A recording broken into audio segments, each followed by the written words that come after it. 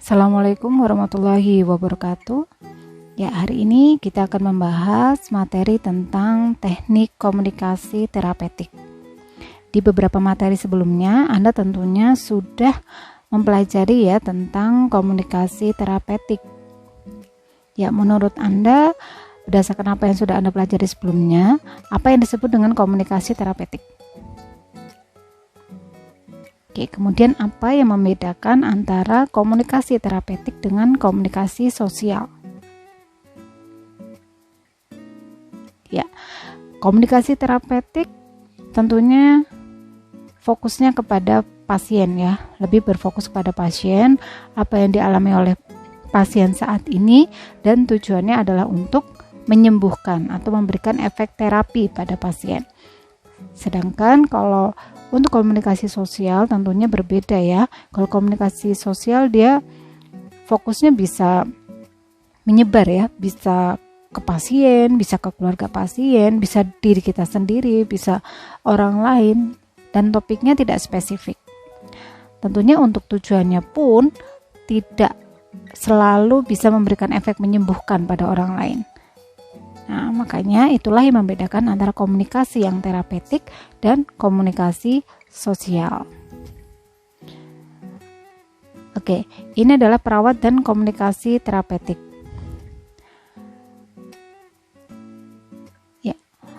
Mengapa perawat perlu menggunakan komunikasi terapeutik? Oke, kita mulai review sedikit ya tentang komunikasi terapeutik. Kenapa perawat perlu komunikasi terapeutik? Karena komunikasi terapeutik yang tepat yang dilakukan oleh perawat itu dapat membantu perawat untuk memahami dan berempati kepada pasien.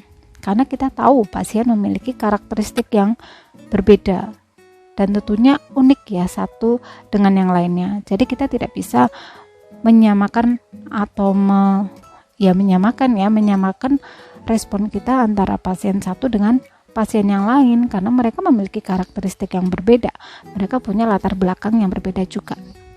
Sehingga komunikasi terapeutik ini menjadi tools atau alat atau media yang utama pada perawat untuk mengaplikasikan proses keperawatan dalam lingkungan kesehatan. Mau pendekatan dengan pasien, gunakan komunikasi terapeutik.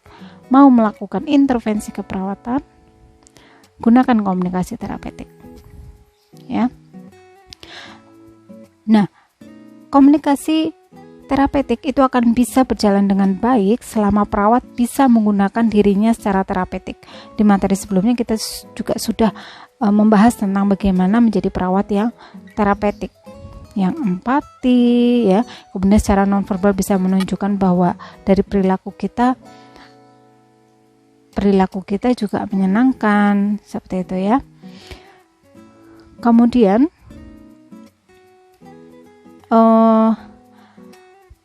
yang dimaksud dengan penggunaan diri secara terapeutik berarti ada hubungan antara perawat dan pasien yang jelas pemahamannya antara diri mereka. Jadi perawat paham tentang diri mereka, pasien juga paham dengan diri mereka, sehingga pada saat komunikasi terapeutik terjadi tidak menghambat atau membatasi pertumbuhan atau perkembangan pasien dan perawat itu sendiri.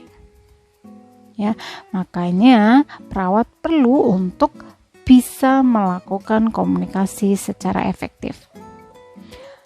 Nah, apa saja karakteristik dari komunikasi terapeutik? 1. Komunikasi terapeutik harus saling menghormati. Tidak hanya perawat kepada pasiennya, tetapi pasien juga menghormati perawatnya sebagai terapis, seperti itu. Kemudian saling memahami, ya, saling memahami pun terjadi pada saat perawat ya belum menyampaikan pesan, ya belum menyampaikan intervensi keperawatan mungkin ya. Jadi pendekatan di awal di fase prainteraksi dan orientasi, perawat sudah memulai untuk bisa melakukan komunikasi terapeutik untuk bisa saling memahami satu sama lain.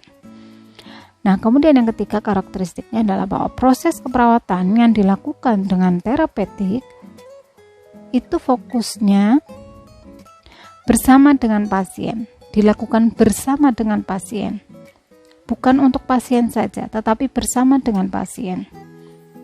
Ya, perawat dan pasien dia berjalan beriringan atau bersamaan dengan tujuan akhir pasien bisa mandiri dalam melakukan perawatan kesehatan.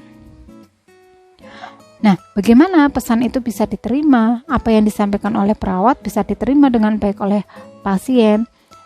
Di beberapa penelitian, ya, ada penelitian yang menyebutkan bahwa 45% kata-kata ya dan isyarat paralinguistik nada bicara kita itu bisa membantu kita untuk memudahkan pesan bisa diterima oleh pasien. Ya, dan 55%-nya berasal dari isyarat tubuh. Jadi komunikasi terapeutik tidak hanya melulu tentang komunikasi secara verbal gitu ya. Bagaimana kita menyusun kata-kata, bagaimana kita mengatur nada bicara kita, tetapi juga berdasarkan isyarat nonverbal dari tubuh kita. Ya, seperti ini. Kemudian tadi disebutkan bahwa teknik komunikasi terapeutik tidak hanya verbal ya, tentang kata-kata tidak. Tetapi teknik komunikasi itu meliputi verbal dan juga nonverbal. Nah, apa saja nonverbalnya? Pertama, ekspresi wajah. Tunjukkan ekspresi wajah yang terbuka, yang menyenangkan ya. Namun jujur. Ingat, apa yang Anda tampilkan dari kepala sampai dengan kaki Anda itu jujur, itulah Anda. Anda seorang perawat ya yang siap membantu, yang caring dengan pasien. Ekspresi wajah. Kemudian bahasa tubuh. Gunakan bahasa tubuh yang sesuai. Ya, tidak boleh terlalu ya, kalau di gambar itu kita bisa lihat bahasa tubuh accepting body position. Oke ya, maaf tulisannya terlalu kecil. Jadi ini adalah posisi tubuh yang mengisyaratkan bahwa kita menerima pasien dengan terbuka gitu ya. Kaki tidak boleh melipat, tangan tidak boleh melipat di depan tubuh kita ya. Kemudian duduk berhadapan, kemudian matanya juga saling ada kontak ya, ada tatap mata. Kemudian jaraknya juga diperhatikan ya, jaraknya tidak terlalu dekat, tidak terlalu jauh gitu. Nah, bedakan dengan gambar yang sebelahnya ya, sebelah kanan ya, dengan background biru. Kaki menyilang, tangan menyilang, tidak ada kontak mata, kemudian dia fokus, duduknya juga tidak berhadapan. Nah, itu bisa mengisyaratkan bahwa kita tidak menerima ya, atau tertutup dengan kondisi pasien. Kemudian menginterpretasikan isyarat vokal. Ya, sama-sama kita bicara. Apakah contohnya nih? Apakah ibu sudah minum obatnya? Gitu ya. Kalau saya bicara seperti ini, mungkin pasien bisa menerima, oh, perawat sedang bertanya apakah saya sudah minum obat hari ini. Tapi dengan kata-kata yang sama, tetapi isyarat vokalnya berbeda. Apakah ibu sudah minum obatnya? Pagi, siang, sudah atau belum? Nah, bisa jadi pasien berpikir bahwa apa yang disampaikan oleh perawat itu, dia sedang menjustis bahwa perawat itu sebenarnya ragu apakah saya sudah minum obat atau belum. Nah, makanya isyarat vokal itu penting. Kemudian menginterpretasikan kontak mata. Oke, kontak mata harus ada ya. Kontak mata yang melihat ke sekeliling ya, sekeliling ruangan, itu menunjukkan bahwa Anda sedang cemas mungkin, atau tidak, atau terburu-buru, atau ada hal yang dipikirkan selain pasien gitu. Kontak mata yang dia terus menunduk ke bawah ya, itu menunjukkan bahwa dirinya merasa kurang nyaman, tidak berharga, tidak pede. Nah, itu kita bisa lihat dari pasien juga. Pasiennya diajak bicara kok selalu melihat ke bawah gitu. Mungkin ada yang dia sembunyikan, atau dia merasa kurang nyaman pada saat komunikasi dengan perawat. Nah, itu penting. Kemudian yang kelima, menginterpretasi diam. Maksudnya apa? Jadi kita bisa menangkap pesan walaupun pasien dalam kondisi diam. Apakah diamnya karena dia sedih? Apakah diamnya karena dia sedang berpikir sesuatu yang ingin disampaikan ke perawat? Ataukah karena dia marah? Nah, perawat harus tahu itu. Kembali lagi, ini perawat harus punya insting yang kuat ya, untuk bisa melihat apa respon pasien yang terlihat maupun yang tidak terlihat. Nah, kemudian untuk teknik komunikasi terapeutik yang verbal, banyak sekali ya. Ini diantaranya saya bisa sebutkan ada 12 ya. Pertama, listening, bisa mendengarkan, bisa menjadi pendengar yang aktif, pendengar yang baik. Kemudian 2, bisa membuka percakapan, ya, bisa memecah memecah keheningan, bisa menjembatani komunikasi antara perawat dengan pasien keluarga dan seterusnya. Jadi bisa membuka percakapan. Ketiga, bisa mengulang kembali untuk menilai pemahaman perawat terhadap apa yang disampaikan oleh pasien. Kemudian 4, mampu mengklarifikasi pemahaman pasien. Ya. Kemudian refleksi, bisa memantulkan maksudnya bisa merefleksikan ya apa yang dialami pasien atau yang dialami oleh orang lain kepada pasien, atau apa yang dialami pasien kepada pasien itu sendiri, sehingga pasien bisa mengambil keputusan berdasarkan apa yang kita sampaikan gitu. Kemudian bisa menggunakan humor juga. Ya, ini perlu diingat ya, humor itu sebenarnya penting ya untuk memecah atau untuk membina hubungan yang lebih hangat ya, menjaga kehangatan antara pasien dengan perawat secara komunikasi. Kemudian mampu memberitahu dengan baik, informing, mampu menyampaikan informasi dengan baik dengan memperhatikan respon pasien. Ya, apakah pasien siap untuk menerima informasi atau tidak, dan seterusnya.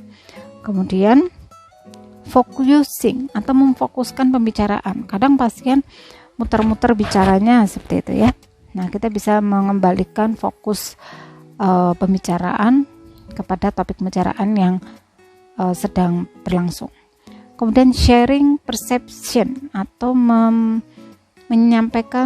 mendiskusikan tentang persepsi Anda ya, dengan tujuan supaya pasien bisa terbuka. Oh, ternyata tidak hanya saya yang mengalami hal ini, ternyata ada orang lain juga yang mengalami hal yang sama dengan saya gitu. Itu adalah sharing perception. Kemudian 10, mengidentifikasi topik ya. Bisa jadi pasien cerita panjang lebar A, B, C gitu ya. Kita bisa mengidentifikasi apa topik yang paling mengganggu pada pasien. Dilihat dari mana? Bisa dari topik yang sering diceritakan selama kurun waktu komunikasi ya, mungkin kurun waktu bicara 30 menit atau 10 menit gitu ya, kita katakan 10 menit bicara, mana yang paling sering dia ceritakan.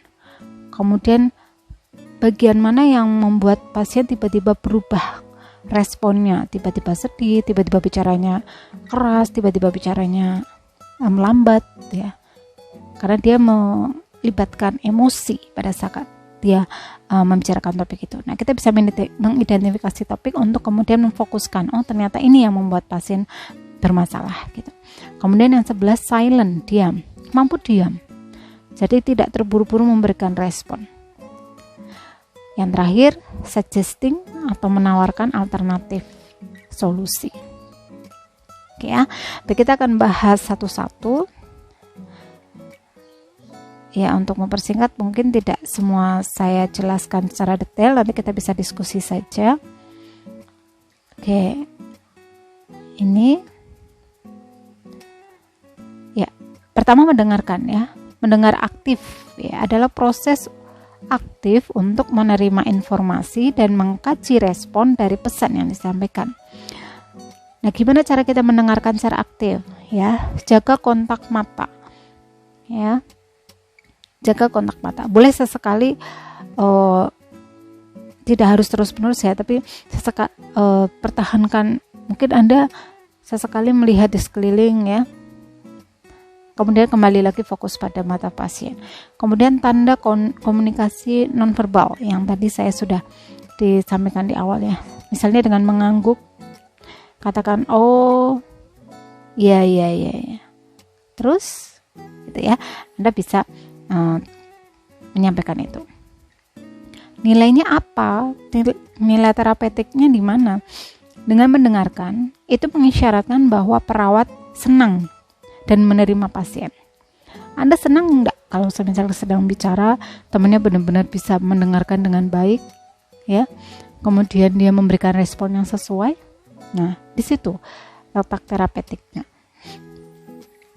Nah, resiko ketidakberhasilannya apa? Gagal mendengar. Jadi pada saat pasien meminta pendapat kita, misalkan nih, aku udah cerita gitu, kalau menurut mbaknya seperti apa? Kemudian kita lupa gitu, maaf tadi bicara tentang apa? Nah, itu gagal mendengar gitu. Pasien sudah cerita panjang lebar dari A sampai B, melibatkan emosionalnya juga, tapi pada saat pasien meminta respon pada kita, ternyata kita nggak tahu dia ngomong apa, tidak bisa menangkap pesannya. Nah, itu kegagalan dari mendengarkan. Kemudian mampu membuka percakapan, ya. Ini tujuannya untuk supaya pasien bisa memilih topik diskusi, ya, membuka percakapan. Misalnya, apa yang Anda keluhkan saat ini? Ini ya cara untuk kita membuka percakapan. Misalkan pasien bicara tentang perut saya sakit, oke. Berarti hari ini kita akan bicara tentang sakit yang ibu alami di daerah perut, misalkan. Ya, tujuannya untuk apa ya? Nilai terapinya berarti kita menghargai inisiatif pasien. Pasien banyak sekali yang ini diceritakan kepada perawat. Nah, mungkin kita bisa membuka salah satu topik dengan bertanya, ya, untuk membuka percakapan. Nah, gagalnya di mana? Gagalnya adalah pada saat perawat lebih dominan pada saat bicara, ya, dan menolak respon pasien. Ya, ini perut saya sakit sekali. Enggak, ini tidak sesakit yang ibu bayangkan loh. Ada orang yang lebih sakit, ada orang yang merasakan lebih sakit dibandingkan ibu pada saat nyeri seperti ini. Nah, itu gagal. Kalau sudah sampai seperti itu, dominasi perawat dalam berbicara kemudian menolak respon pasien, itu berarti dianggap gagal, ya, dalam percakapan. Kemudian mengulang definisinya adalah, ya, mengulang topik atau maksud utama, ya, yang bersama dengan tadi, ya. Mengulang itu maksudnya supaya kita tahu maksudnya, ya. Contohnya, saudara saya meninggal di kamar operasi, saya tidak mau ini terjadi pada diri Anda. Nah, kita mencoba mengulang kembali. Anda takut meninggal karena operasi. Ini bisa restarting atau mengulang atau klarifikasi, ya. Ini teknik komunikasi terapeutik yang disebut dengan mengulang atau klarifikasi. Oke. Nah, kalau klarifikasi hampir sama dengan restarting tadi, ya, meminta pasien menjelaskan maksud pembicaraannya atau memperjelas kata-kata yang maknanya ambigu. Misalnya, pikiran saya terasa sesak dan penuh, jadi saya sulit untuk bernafas lega. Saya ingin menangis, Sus.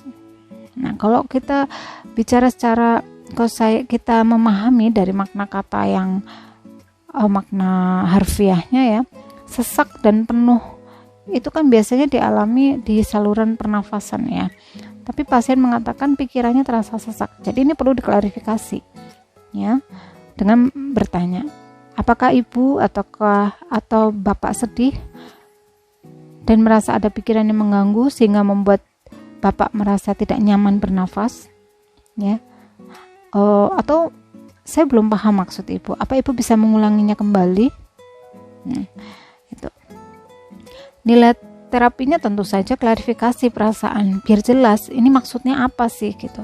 Pikirannya sesak gitu. Mungkin kalau pikiran sesak itu banyak pikiran, sumpek gitu, ya, nggak bisa menemukan solusi. Nah, mungkin seperti itu. Jadi nilai terapinya adalah mengklarifikasi perasaan, ya, dikaitkan dengan responnya. Gagalnya di mana, ya? Tidak berhasilnya terapeutik pada komponen klarifikasi adalah pada saat gagal memahami kondisi pasien, ya. Saya takut gitu. Takut gitu saja, itu gagal itu. perawat yang terapeutik dia harusnya bisa mengklarifikasi. Takut, boleh saya tahu ibu takutnya karena apa? Nah, itu klarifikasi. Takutnya seperti apa? Ya. Kemudian refleksi, tadi saya sampaikan memantulkan ya, mengarahkan kembali tindakan, pikiran atau perasaan pasien pada kondisi pasien. Misalnya nih, pasien minta pendapat kepada perawat. Sus, perlu nggak sih kalau saya cerita masalah saya kepada suami? Gitu. Kemudian perawat merefleksikannya dengan mengatakan, kalau menurut ibu masalah seperti ini disampaikan kepada suami ibu, kira-kira tanggapan bapak akan seperti apa? Nah, di sini mencoba memantulkan kembali. Kalau menurut ibu gimana? Bapak akan marah, bapak mungkin akan sedih. Nah, kalau menurut ibu bapak akan marah dan sedih, kira-kira tepat tidak apa yang ibu rasakan atau permasalahan ibu disampaikan saat ini?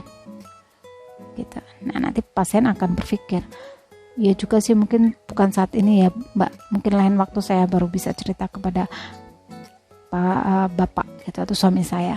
Seperti itu. Jadi tujuannya refleksi adalah seperti itu. Sebenarnya solusi itu hadir dari pasien sendiri ya, hanya saja cara perawatnya saja bagaimana membuka pikiran pasien ya untuk bisa mencari solusinya sendiri gitu. Oke, kita lanjut ya. Oke, ketidakberhasilannya seperti apa? Stereotipi itu berarti skeptis ya, atau mengatakan hal di waktu yang tidak tepat ya, tidak responsif atau tidak sesuai responnya. Misalnya nih, ibunya bilang seperti itu, gimana kalau saya bilang penyakit saya kepada suami saya, ibu yakin? Nanti kalau semisal orang tua atau kalau suami ibu marah, bagaimana? Itu stereotipi ya. Jadi menganggap bahwa suaminya mudah marah, suaminya tidak akan menerima. Nah, itu nggak boleh, tidak boleh. Itu gagal berarti. Kemudian humor. Definisi mengeluarkan kecemasan. Fungsinya untuk mengeluarkan kecemasan atau perasaan negatif menggunakan ekspresi yang menyenangkan. Misalnya nih, kalau contohnya ada pasien yang tangannya susah digerakkan atau susah digerakkan nih contohnya aja ya. Kemudian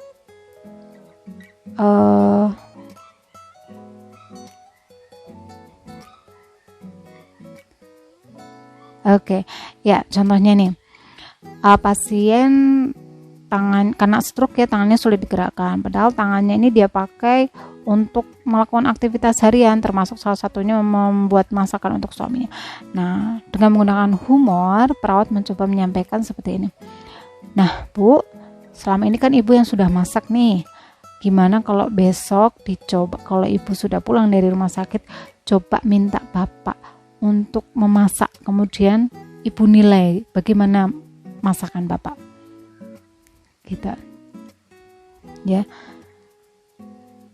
Sambil tersenyum tentunya ya, kemudian dengan nada suara yang menyenangkan, sekali-kali nih bapak yang suruh masak, coba gimana nanti rasanya kayak apa gitu, dikit-dikit bantu ibu juga gitu ya. Oke, dan seterusnya ya. Oke, yang perlu diperhatikan, humor itu tidak boleh diskriminatif atau melecehkan ya, nggak boleh nih melecehkan, menggunakan kekurangan sebagai bahan ledekan ya, atau bahan ejekan, itu tidak boleh, karena belum tentu pasien bisa menerima kekurangannya. Oke, situasi apa saja yang mendukung humor? Ya, pasiennya cemas, tapi cemasnya ringan dan sedang. Ya, humor itu cocok. Tapi kalau cemasnya berat dan panik, humor malah akan meningkatkan tingkat kecemasan. Pasien juga responnya akan lebih maladaptif ya. Dia bisa melukai dirinya sendiri atau bahkan orang lain. Kemudian kita lihat ya,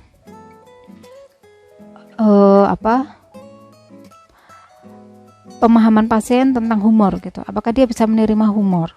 Makanya kita perlu melihat latar belakang pasien. Sudut pandangnya harus sama gitu ya, bahwa humor adalah salah satu komunikasi yang digunakan untuk terapi dalam konteks terapi gitu. Ya. Kemudian fungsi humor ini ada tadi, membina hubungan saling percaya, mengurangi stres, membina kedekatan sosial, kontrol sosial, membentuk persepsi ya. Kemudian mengekspresikan emosi, bisa menjadi pembelajaran, menguatkan konsep diri ya supaya dia lebih percaya diri. Kemudian mencegah konflik, membantu akulturasi dan memupuk harapan. Kemudian informing, mampu menyampaikan informasi ya, keterampilan menyampaikan informasi atau pesan.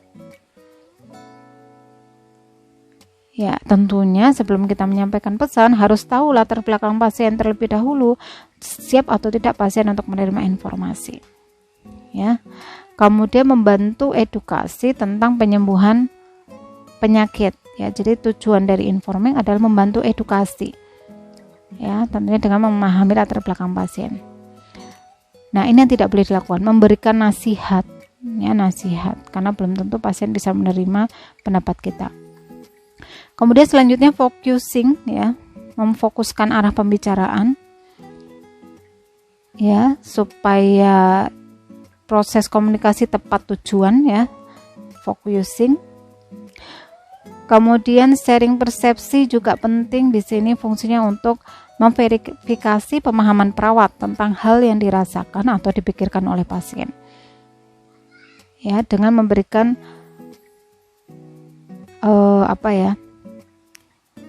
persepsi, menyampaikan persepsi ya. Misalkan nih, Anda terlihat tersenyum, tapi saya merasa Anda sepertinya marah dengan saya. Mungkin dari tersenyumnya pasien itu ada hal yang janggal, misalnya senyumnya hanya menarik salah satu sisi bibir saja gitu ya.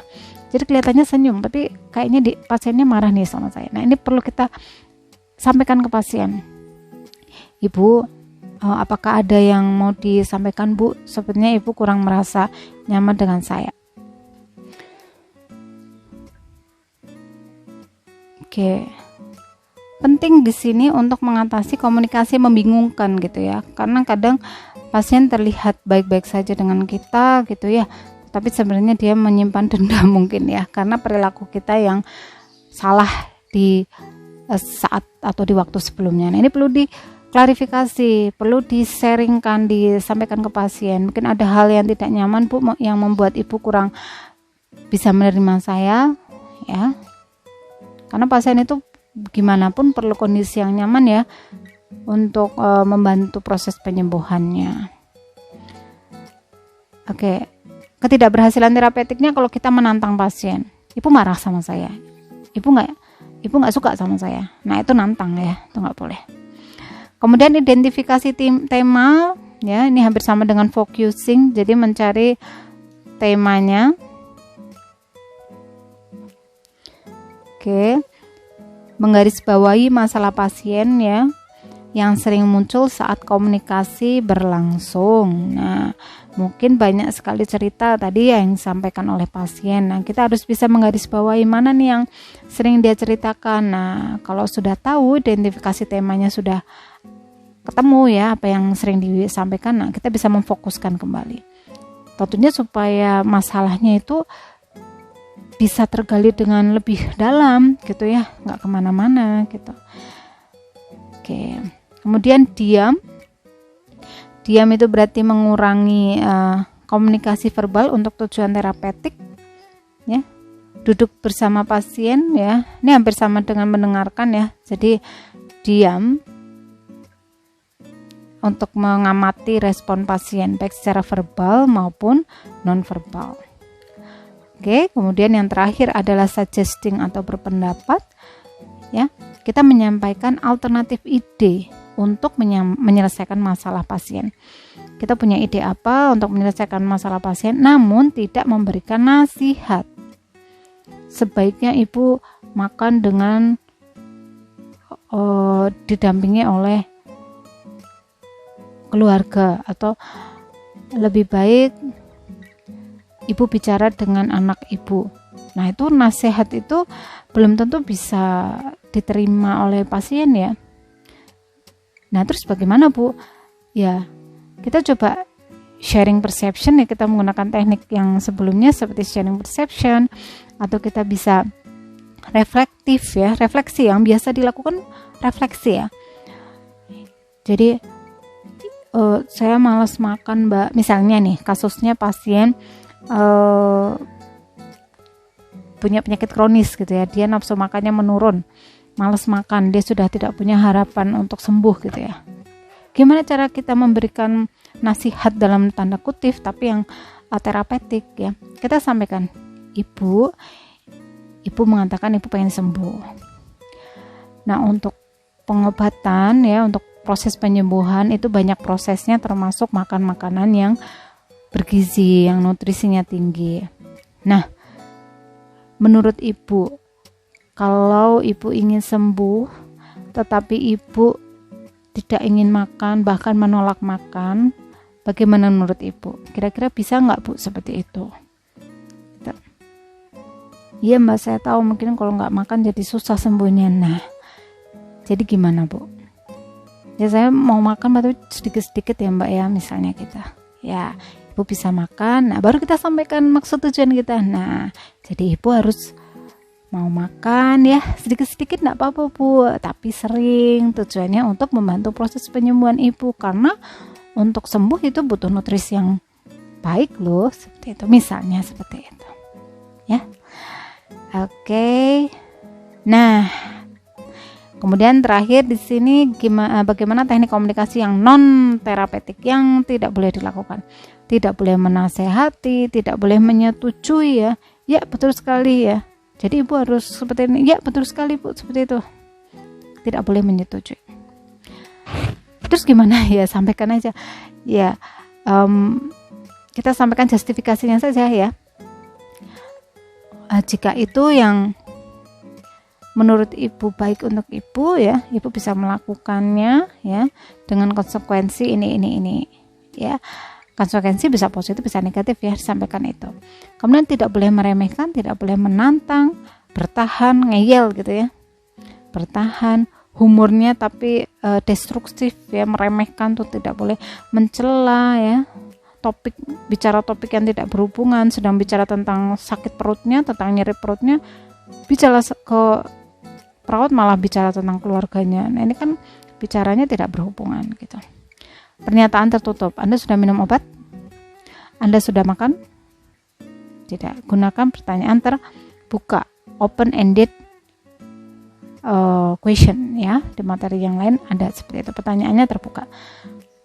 Ya, bagaimana makan Ibu? Apakah sudah bagaimana? Apakah hari ini Bu sudah mau makan? Boleh diceritakan Bu, gitu ya. Menghakimi tidak boleh, responnya harfiah ya. Ibunya ngomong, aduh perut dada saya sakit seperti ditusuk jarum. Wah, nggak mungkin itu Bu, masa seperti itu Ibu lebay misalkan, itu tidak boleh. Kemudian tidak boleh stereotipi, probing, itu terus bertanya ya, mencecar dengan pertanyaan-pertanyaan. Nah, berarti dia nggak bisa terapeutik. Menenangkan, Anda akan baik-baik saja dan segera pulang. Nah, itu memberikan pengharapan palsu ya, PHP ya. Sampaikan aja kondisinya seperti apa saat ini gitu ya, dengan kata-kata yang halus ya, yang bisa diterima dengan baik, tapi tidak berbohong gitu. Menolak, meminta penjelasan juga tidak boleh. Menguji, ngetes ya, menggunakan penyangkalan, menilai pernyataan. Nah, ini contoh-contohnya nanti Anda bisa lihat sendiri. Kemudian ini ada latihan-latihan ya. Misalkan satu ya. Oke, contohnya nih antara komunikasi yang terapeutik dan non terapeutik. Misalnya, pelayanan rumah sakit ini sangat buruk gitu. Kemudian perawat mengatakan, coba Ibu bisa jelaskan kepada saya apa yang menyebabkan Ibu berpikiran demikian. Ini jenis komunikasinya terapeutik. Jenisnya apa? Teknik yang digunakan. Focusing boleh, klarifikasi juga boleh. Ya. Klarifikasi cukup. Oke. Kemudian saya bingung apa yang harus saya lakukan supaya kondisi ini membaik. Kemudian perawat merespon dengan kata-kata, saya pikir Anda harus segera memberitahukannya kepada keluarga tentang penyakit Anda. Nah, jenis komunikasinya tidak terapeutik karena ini sifatnya menasehati. Nah, seharusnya seperti apa? Ya, responnya bisa seperti ini. Apa yang Anda sudah lakukan untuk menyelesaikan masalah ini?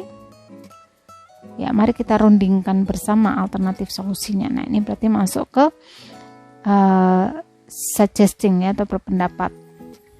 Ya, oke.